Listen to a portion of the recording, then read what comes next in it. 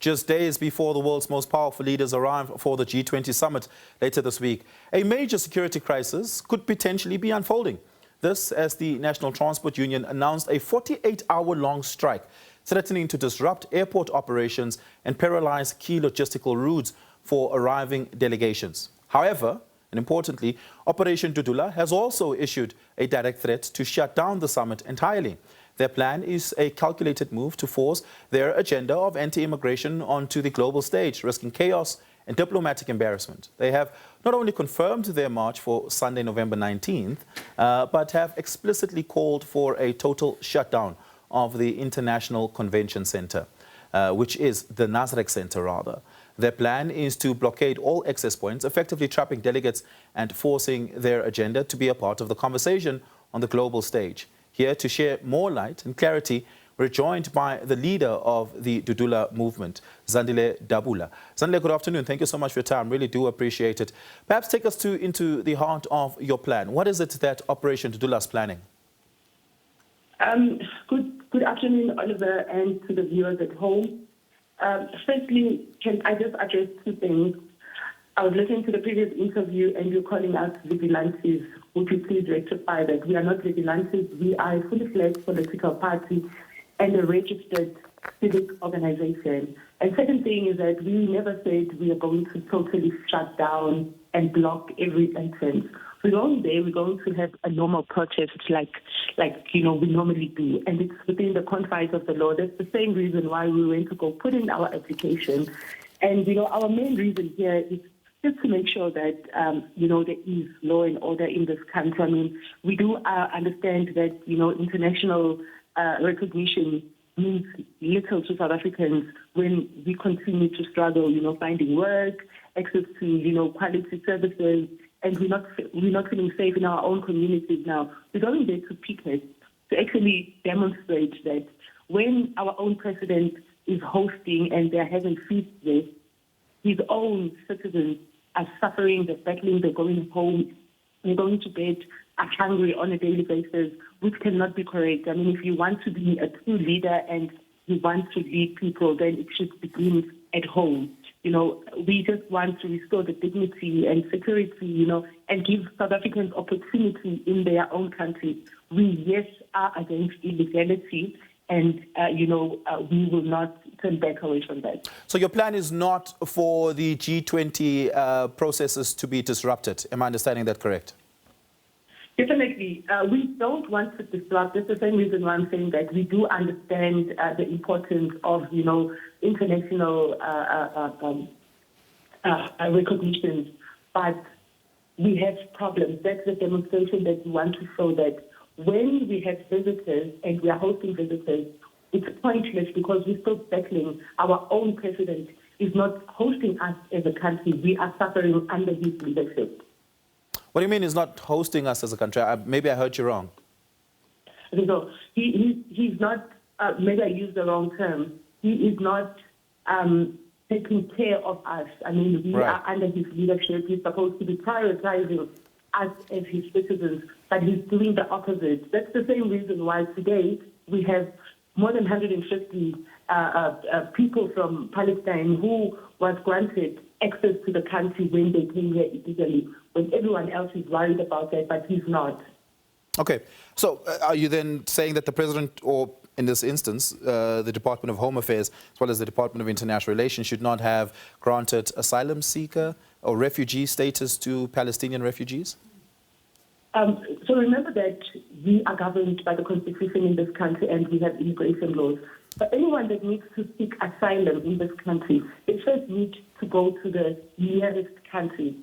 So South Africa is not the nearest country in Palestine. They should have tried other countries near Palestine, but they failed. Not necessarily. The United Nations refugee programs makes provision for people to seek asylum-seeking status or refugee status anywhere that they're able to access to. And if you get on a plane that flies to another country, even if that country is not the next-door neighbor country, the United Nations refugee program still compels us to grant them refugee status. I mean, there's a problem that everyone is going to flee to South Africa because they know that it's lawless.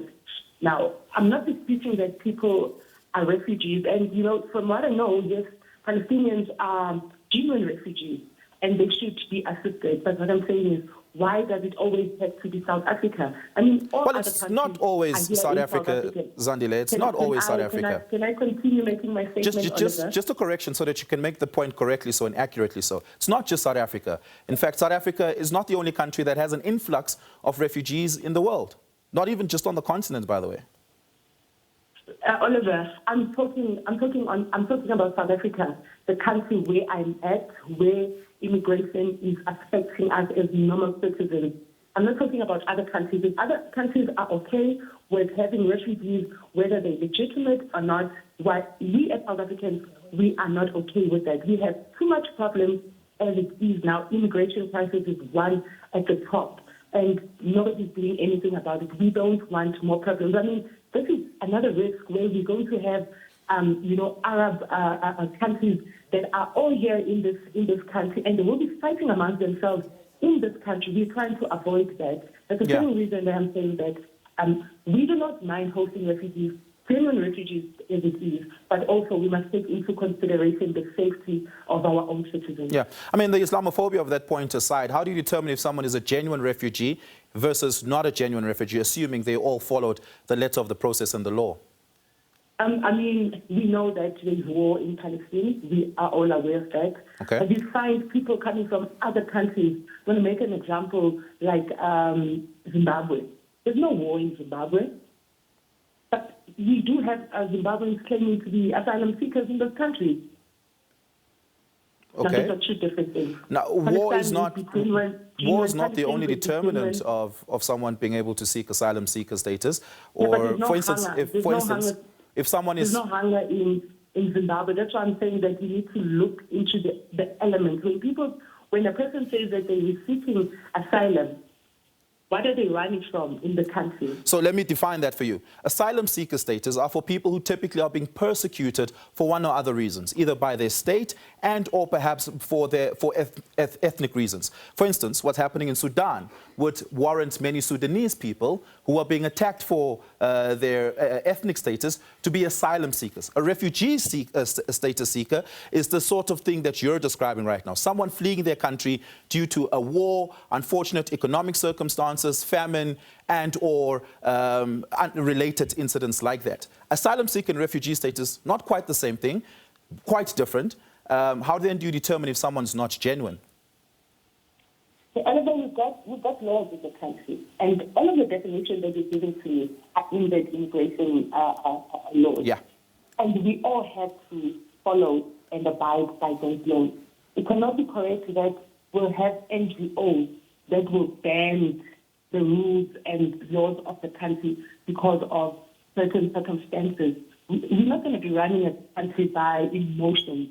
That's the same reason why we have laws and constitution that's guiding us as a country. But what we've seen with these 150 individuals, it's a total different story. And when we are sending others, like they normally say that we are Afrophobic and all that, sending them back to their countries, we have to do the same with the Palestinians, and not just Palestinians, but any other people that are claiming asylum or being refugees in this country, Chinese, your Asians and all that. We are going to deal with that. We're going to be writing to the Minister of Minister Lamula. We will be writing a letter to him, and we will also be writing a letter to Dr. Givas because we don't appreciate him instructing our government, and the very same government is succumbing to his request. Yeah. So you're okay with people coming to South Africa as refugees and asylum seekers so long as they follow the letter of the law? Correct. Yeah. Remember, we are not against foreigners. We are against illegality. So why then do you take it up to yourself to determine if they followed the law rather than inquiring from the approving authorities, such as Home Affairs, if a certain person or a certain group of people have been granted refugee status or asylum seeker status through the right procedures, instead of persecuting people before determining that? Oliver, you would know that since the inception of Operation Dudula, we've been on government's neck. We've tried to engage them. We've been to marches. We've written to them, and they would not listen to us.